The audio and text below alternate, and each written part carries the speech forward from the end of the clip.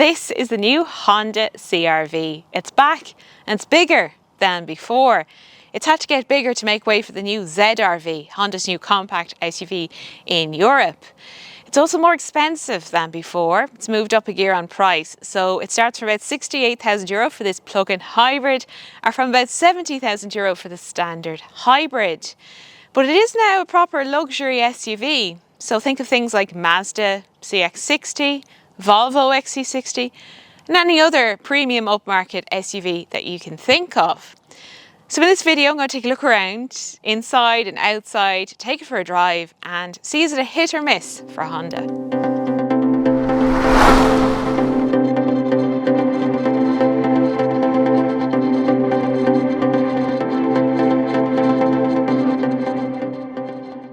I think it's fair to say I was a bit underwhelmed by the styling of the new ZRV, but I can't say the same about this.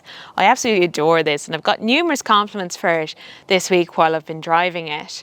So it's bigger than before, it's got a longer wheelbase, it's just longer in general, it's wider, and you've got this more elongated bonnet. There's more than a whiff of Americana about this in that big grille. It still has its US market deflectors on the side. You've got this glossy black detail on the plug-in hybrid. It also gets the black 18-inch alloy wheels. They're grey on the standard hybrid. And it gets a slightly different pattern to the mesh grille. Also, the CRV gets a very upmarket and stylish cabin. So definitely a step up from ZRV, but also the previous CRV. And it did have a good cabin for its generation. It was quite premium for the time. But this just is a bit cooler and more contemporary. You've got this nice gold trim in the dashboard and also the doors. And this very stylish full width air vent, and it's got this honeycomb pattern and these cool switches to change the direction of the airflow. You've got a full digital driver display, this 9-inch touchscreen, and that comes with Apple CarPlay and Android Auto. You've also got these nice physical dials and buttons to adjust the ventilation. There's the drive-by-wire gear selector, electronic parking brake release, there's a hill descent control, and also drive modes. Good storage, we've got cup holders, a space here for your keys, and also a nice generous cubby as well. Wireless smartphone charging is included in this spec, but I do find it hard to sustain a charge. Now maybe my phone is just not big enough, but that's a bit disappointing. Now you do have USB ports here as well, and another space to rest a second phone here as well. So the plug-in hybrid comes just in one very highly spec'd trim level. It's called the Advanced Tech. You've got a Bose stereo, a brilliant camera system, leather wrapped steering wheel, it's heated. You've got this leather upholstery. The front seats are heated and ventilated. They've got lumbar support, power adjustment, and also a memory function for this driver's seat. The rear seats are also heated. So lots of nice luxury features in this car.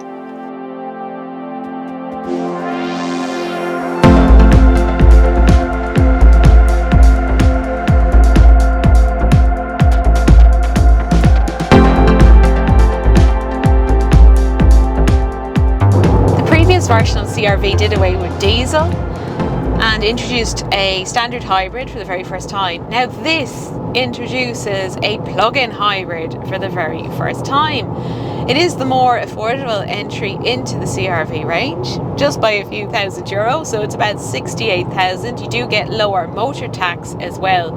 And the advantage is it's got this 17.7 kilowatt hour battery on board, so you can actually drive this electric for an official range up to about 82 kilometers. And otherwise it's operating as a hybrid, and also a very good one because it holds on to a bit of charge in the battery, so you can return some good consumption figures even if you haven't charged your battery. So I'm averaging about 6.3 litres per 100 kilometres, and I'm one of those people who's not very good at charging batteries in plug-in hybrids, though I do suggest that if you buy this car that you do get diligent about that.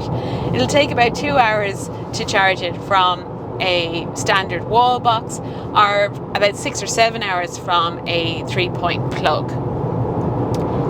There's 184 horsepower, there's 334 newton meters of torque, and 0 to 100 is about 9.4 seconds. But that's not the entire story, because the acceleration in this is really nice, particularly in sport mode.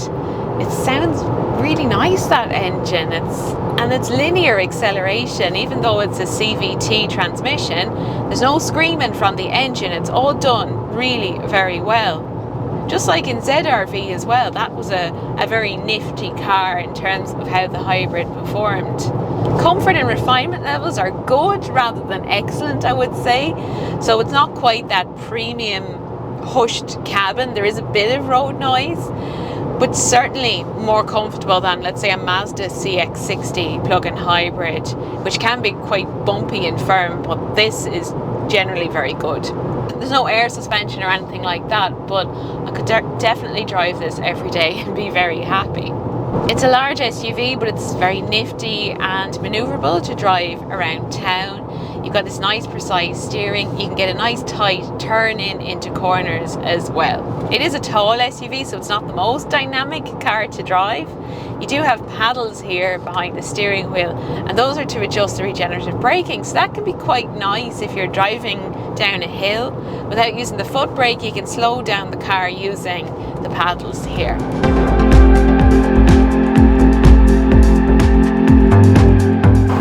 The roof will take a capacity of about 82 kilograms.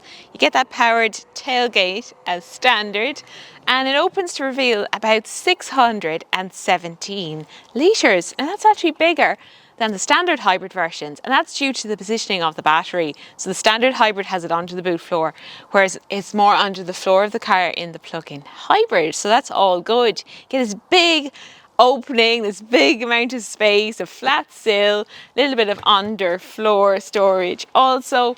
But things it's missing, well, it does have the cover, but it doesn't have those buttons that would let down the rear seats. You'd have to go around and put them down yourself. But otherwise, I think it's pretty good. The CRV's had to get a bit bigger now to accommodate and make room for the ZRV that is now a bit more C segment. This has gone more D segment. So things like Mazda CX-60, Volvo XC60. You've got loads of legroom. It's brilliant in that regard. Width-wise, the bench has lots of space. It's comfortable seating. You can also recline this backrest as well, forward and back. That glass roof comes as standard. It's an opening sunroof, which is great, but it could impede headroom for taller passengers because you've got this kind of lump that protrudes into the ceiling. So that's a little bit of a disappointment. But otherwise, it is very comfortable back here. You do have cup holders here in this big armrest. You've got vents, USB-C ports, pockets in the back of those seats, big door bins. The outer seats are heated, and the fit and finish is brilliant as well. Now, there is no 7-seat option. That might be a bit of a disappointment. You can't get that because you could get it in the previous version of the car. But in terms of being a big, comfortable family SUV, I do think it's very good.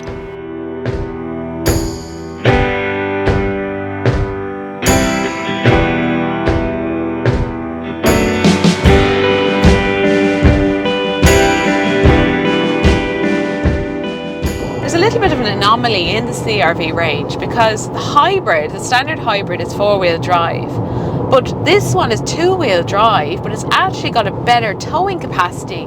It's up to about 1.5 tons, and a special tow mode here that you can access through the drive mode as well.